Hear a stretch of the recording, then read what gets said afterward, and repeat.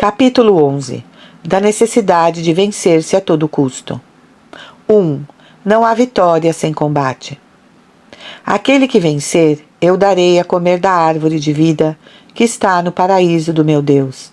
Apocalipse 2:7. Aquele que vencer, darei o maná escondido e lhe conferirei um novo nome, que ninguém conhece, senão quem o recebe. Aquele que vencer e guardar até ao fim os meus preceitos, darei poder sobre as nações. Aquele que vencer será revestido de vestes brancas. Confessarei seu nome diante de Deus e de seus anjos. Aquele que vencer, eu farei uma coluna no templo de Deus.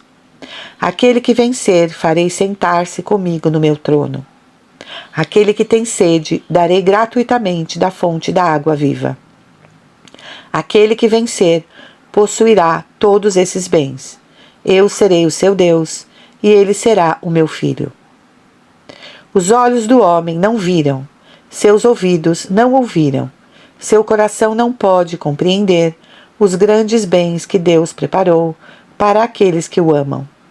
Mas esses dons, acabamos de ouvir a insistência com que Jesus o declarou ao seu apóstolo bem-amado, não serão dados senão aos vencedores, àqueles que não se deixam levar pelo mal, mas que triunfam do bem pelo mal.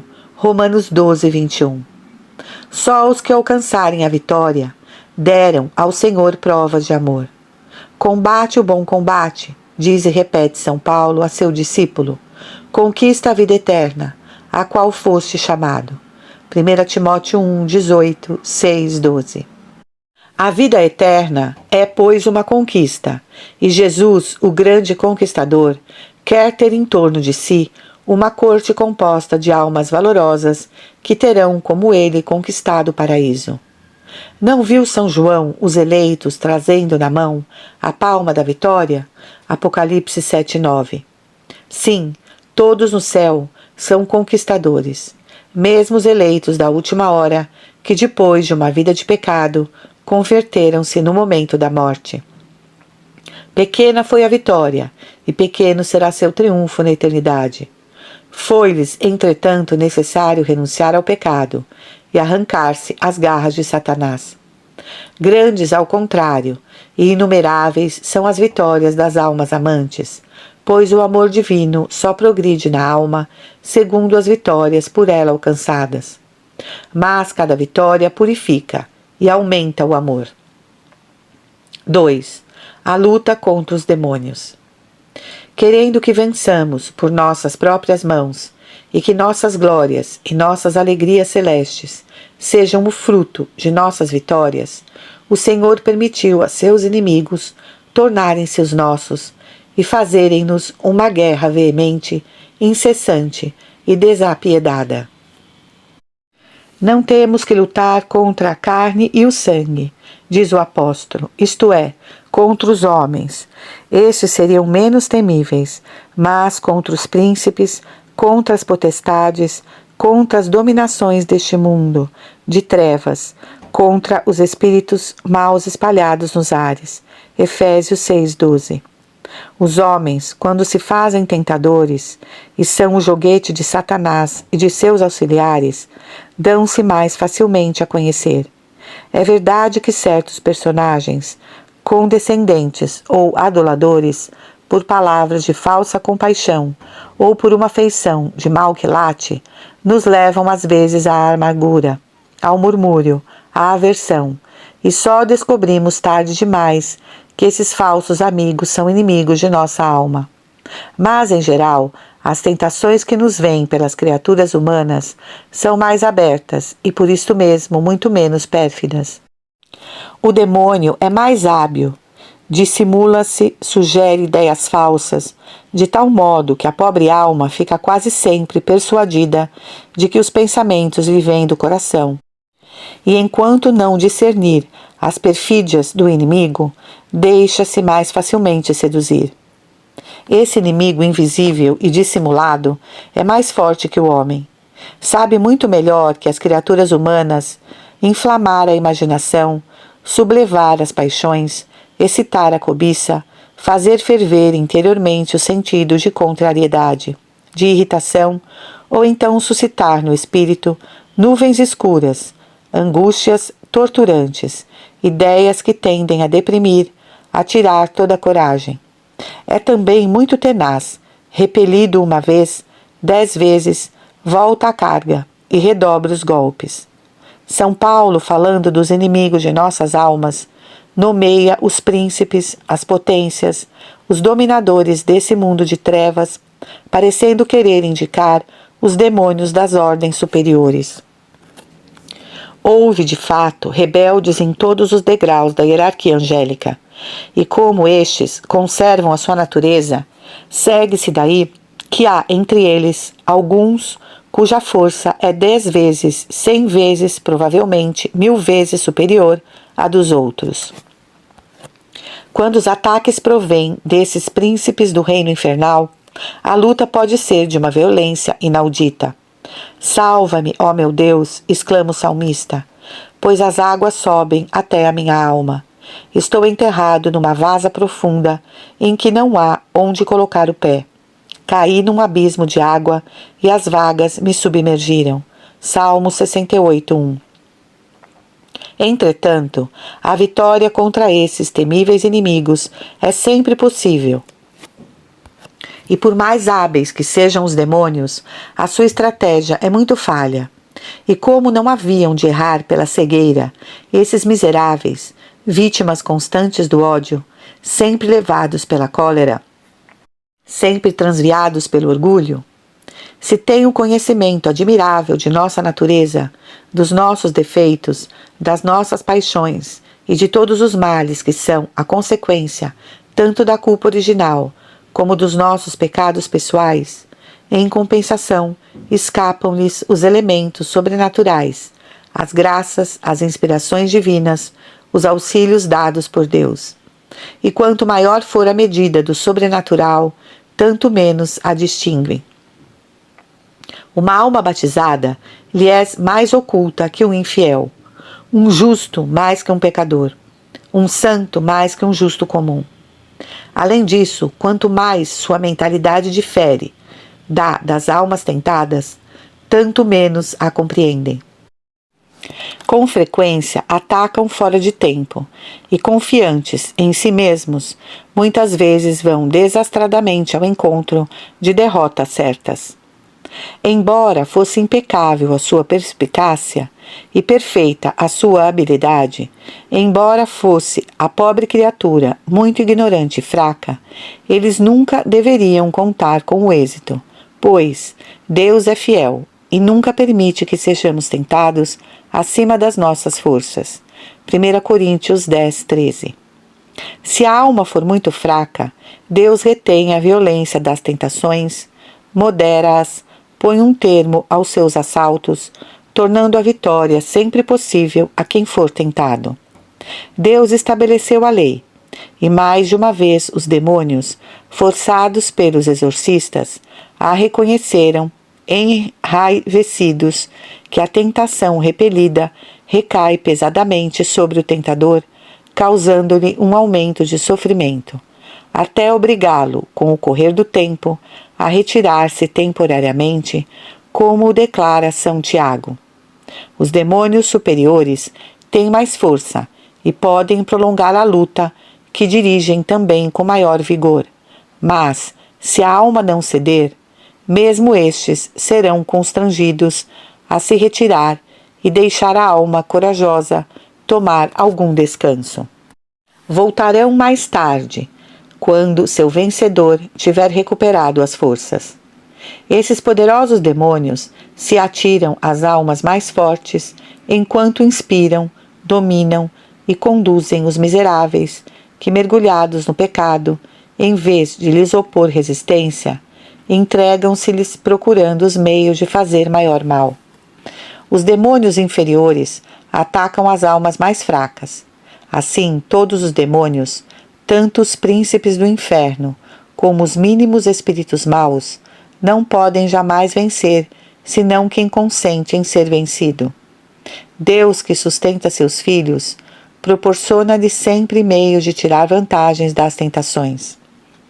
Querendo perder as almas, Satanás lhes oferece, pelo contrário, ocasião de se purificarem, de se fortificarem, e faz santos quando quisera fazer condenados. Seja-vos motivo de júbilo, diz São Tiago, vos achardes expostos a provações, a tentações de toda sorte. Os soldados valentes regozijam-se quando lhes é anunciada a hora da batalha, e entretanto, apesar de sua coragem, podem ser vencidos. O soldado de Deus, porém, se quiser vencer, está seguro da vitória. 3. A vitória é uma questão de vontade. Quem quer triunfar, triunfa, e quem quer capitular, capitula. Tal é a lei. A vontade foi dada ao homem como faculdade mestra, que lhe deve dirigir a vida, mas não pode, sem a graça, praticar um ato sobrenatural. A graça, porém, nunca lhe falta, de modo que a vontade, com esse auxílio, pode sempre seguir as leis divinas e realizar atos meritórios. De um lado, as paixões nos solicitam, de outro, a virtude nos atrai. Os homens, por suas palavras, por seus exemplos, nos levam uns ao bem, outros ao mal. Os anjos, por suas inspirações, nos impelem para Deus. Os demônios, pelas tentações, procuram afastar-nos dele. Pela nossa vontade, porém, permanecemos senhores de nossos atos. A imaginação pode ser impressionada, impulsionada, entusiasmada para o bem, e pode também ser perturbada, atormentada pelo mal. A inteligência pode pesar razões boas e más, mas a vontade permanece sempre inviolada, e nenhuma criatura a pode malear. Ela é unicamente, ela pode dobrar-se, voltar-se para os verdadeiros ou falsos bens, pois é sempre livre e dela dependem os nossos destinos eternos. Esta bela faculdade, cujo papel é tão importante, recebeu todo o poder para o bom desempenho do seu emprego, mas esse poder é dado em germe, a princípio, segundo as leis que regem o mundo. Só com o tempo atinge o seu pleno desenvolvimento, precisando ser cultivada para fortificar-se e ser dirigida, isto é, desviada do mal e aplicada ao bem. É a parte da educação. Os educadores ocupam-se da vontade da criança, tão inocente, tão caprichosa, tão apegada às coisas fúteis, tão facilmente seduzida pelos objetos nocivos, procuram emendá-la, fortalecê-la. Mas aqui vemos que a vontade é realmente rainha, e os educadores nada conseguem enquanto essa vontade não consentir em se corrigir a si mesma, enquanto não se esforçar por si mesma para tornar-se mais forte. Uma vez bem dirigida e firmada, poderá realizar grandes obras. Nos negócios temporais, os homens cuja vontade é ardente e tenaz vencem os obstáculos, triunfam das oposições e acabam por levar a bem os seus empreendimentos. Mas aqueles que são irresolutos, inconstantes, tímidos, pusilâmines, nada fazem que valha a pena. Os comerciantes, os industriais, não conseguem êxito nos seus negócios, senão por meio de penosos trabalhos que provêm de uma vontade firme e inabalável. Os grandes escritores, os grandes generais, os grandes políticos foram homens que quiseram a todo custo aperfeiçoar-se em sua arte e que o conseguiram à força de energia e perseverança. Disse alguém que o gênio é uma longa paciência, mas o gênio exige muita coisa além da paciência, porque supõe dons eminentes, só concedidos a uma minoria, e esses dons só amadurecem à custa de um trabalho paciente e obstinado. A obra toda sobrenatural de nossa perfeição reclama ainda maiores trabalhos e esforços, uma vontade mais reta e mais enérgica. Essa vontade deve, desde o princípio, apoderar-se do governo das faculdades inferiores, dominar a sensualidade, refrear a imaginação, subjugar o apetite concupiscível e o apetite irascível, impor ao espírito o amor às verdades da fé, a renúncia aos pensamentos fúteis e às especulações inúteis, a procura e o estudo dos melhores meios de fazer o bem. 4. Como a vontade se fortalece. Para fortificar a vontade e assegurar-lhe o pleno domínio sobre si mesma e sobre as outras potências, para torná-la pouco a pouco capaz de grandes ações, Deus a trabalha longamente com maravilhosa sabedoria e paternal bondade. A princípio, faz brilhar aos nossos olhos a beleza da virtude e o horror do mal, esclarecendo a nossa inteligência enquanto os desejos, outros tantos impulsos dados à nossa vontade pela graça divina, nos levam à prática das virtudes. Esses desejos não passam ainda de veleidades, isto é, de anelos espontâneos e ineficazes, mas, se forem consentidos, se a vontade passar deliberadamente do desejo à resolução, então eles se tornarão livres e meritórios. Ao iniciar-se uma vida de piedade, quando a alma dá provas de boas disposições, o consentimento é fácil, pois a graça se faz suave e consolante. As outras potências ajudam a vontade a procurar o bem. Os sentidos e a imaginação impressionam-se santamente. O coração comove-se e as cerimônias, os exercícios de piedade, a oração, a comunhão e a prática de certas virtudes proporcionam à alma gozos puros.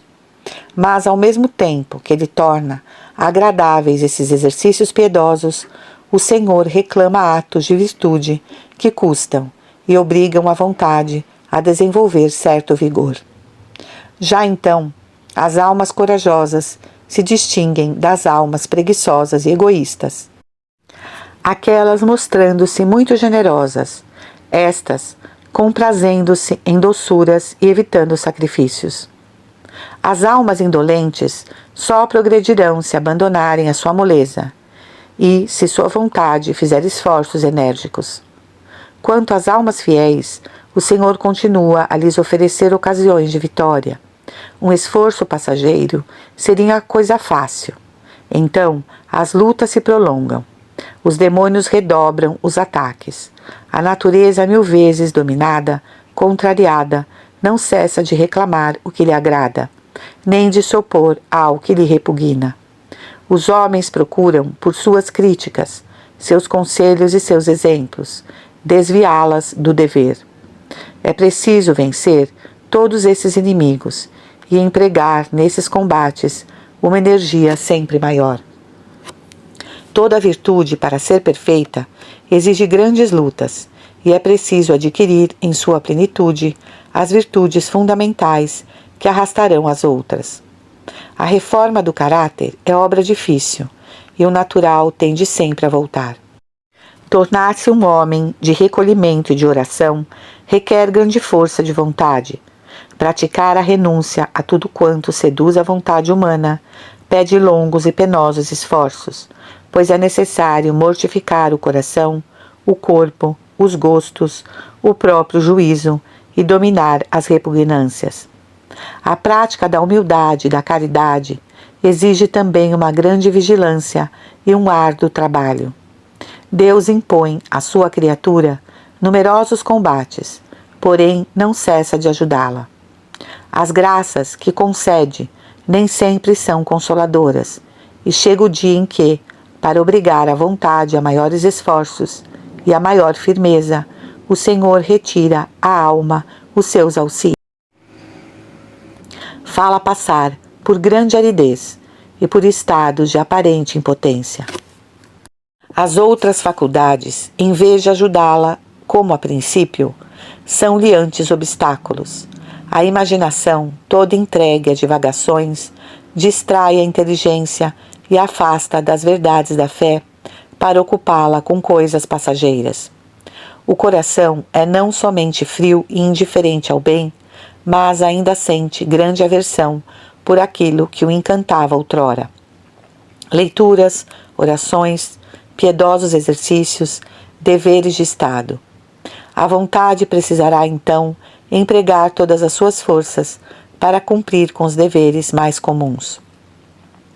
Nesses momentos críticos, o inimigo procura entorpecer as almas, persuadindo-as de que todo esforço é inútil ou impossível.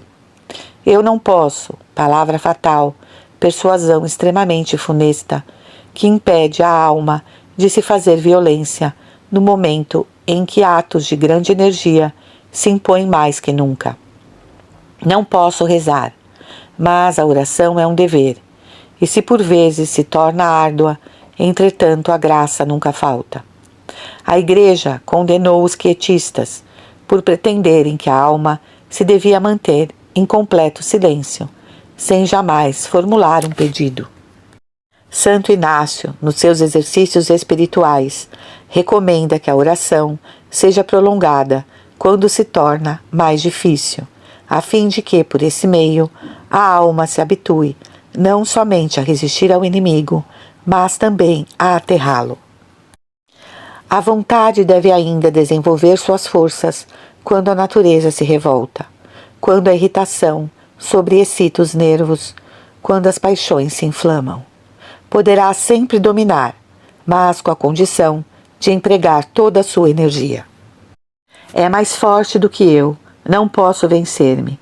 Tal é a desculpa das almas pouco amantes, mas é uma desculpa falsa. Uma pessoa, lutando com grandes tentações contra a fé, declarou à bem-aventurada Ana de São Bartolomeu que lhe era impossível fazer um ato desta virtude. A Santa Carmelita, tomada de compaixão, intercedeu por ela, e o Senhor lhe respondeu: dize-lhe que é uma mentira. O auxílio de minha graça é maior que o seu sofrimento.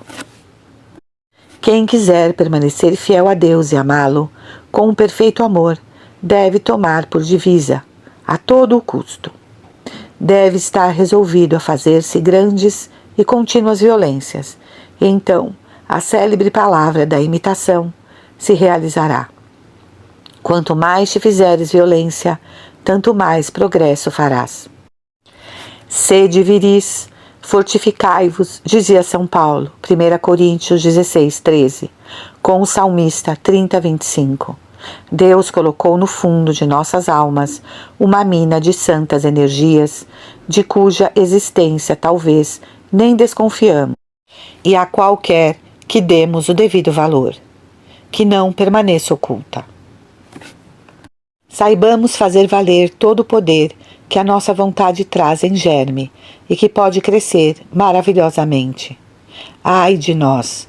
Quão numerosas são as pessoas de pouca coragem, capazes somente de esforços mínimos, os bastantes apenas para se manterem virtuosas, mas não o bastante para se tornarem perfeitas. Depois de 10, 20, 30 anos de uma vida de piedade, a oração mental lhe custa ainda. Suas preces são cheias de distrações e sua mortificação pouco generosa. O seu caráter ainda não se reformou. Não puderam suavizá-lo, se era rude, nem fortalecê-lo, se era fraco. Sua paciência se esgota depressa. As penas que as almas corajosas consideram leves lhes parecem muito pesadas e julgam já fazer muito, suportando-as sem se irritar. Essas pessoas nunca saem da infância espiritual, semelhantes às crianças que, incapazes de se entregarem aos mesmos trabalhos e de carregar as mesmas cargas que os adultos, não podem prestar senão ligeiros serviços. Também elas não praticam senão leves virtudes e só dão a Deus uma glória reduzida. Quem fez esforços maiores adquiriu virtudes e méritos superiores, mas quão fortes se tornaram aqueles que se fizeram violência em tudo e não deixaram de lutar sempre contra si mesmos. As meias vitórias deixam a alma ainda fraca, mas a vitória completa, fruto de enérgicos esforços, enfraquece o inimigo, fortifica o vencedor e facilita novos êxitos, até que um dia a vontade, desprendida de seus apegos, desembaraçada de seus defeitos, se torna um instrumento dócil nas mãos divinas. O Espírito Santo então se apossa dela e a fortifica e dirige. Até aí, o dom da força não se exercia senão por intervalos, em circunstâncias difíceis, quando, por exemplo, se impunham sacrifícios excepcionais, como fossem o momento de corresponder a uma vocação vivamente combatida ou a ocasião de um grande sofrimento, a morte do pai, da mãe, de um ente querido. Mas, de hora em diante, esse dom produzirá efeitos habituais e quão preciosos! A alma gozará de uma constante igualdade de ânimo, pois o Espírito Santo, que a torna forte, é imutável. Conservará sempre o pleno domínio sobre si mesma, que não se desmentirá, nem nos casos de penosa surpresa ou de contrariedades irritantes, nem nos acontecimentos mais desconcertantes. É a força unida à suavidade, porquanto a ação divina é sempre forte e suave. As almas sobre as quais se exerce o dom da força não têm mais, por conseguinte, a dureza e a obstinação daqueles cuja firmeza de vontade é toda natural e que desejam ver tudo ceder em sua presença. Essas almas, fortes contra o demônio e contra a natureza, são suaves para com seus irmãos, duras para consigo mesmas. Elas praticam sem hesitação e sem precisar raciocinar atos de virtude que custam muito aos cristãos ordinários. É a prova de que esta facilidade não é somente o efeito dos hábitos adquiridos e da firmeza da vontade, mas também e principalmente da ação do Espírito Santo que as penetra e as move. É a paz interior, profunda, toda sobrenatural, que lhes acompanha a prática da virtude. Gozam desta paz no mesmo instante em que se renunciam. Não é, pois, a satisfação da vitória conquistada, satisfação que não pode ser sentida senão depois da luta, mas é a alegria sobre-humana do sacrifício.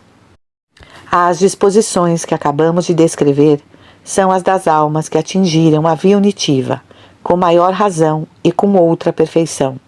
Essas disposições se encontram nas almas heróicas. Todos os santos pronunciaram, o custe o que custar. Todos quiseram, com uma vontade inflexível, amar a Deus, trabalhar e imolar-se por Ele, para agradar-lhe. Nada lhes pareceu duro demais. Não pouparam esforço algum. Não recuaram diante de nenhum sacrifício. Caminharam de vitória em vitória. Nós também, custe o que custar, devemos lutar sempre com toda a energia de que somos capazes. Os soldados que combatem salvam seu príncipe e seus pais, e a sua pátria toda participa de seus triunfos. Soldados de Deus, combatamos por seu amor e por sua glória, e nossas vitórias serão suas vitórias.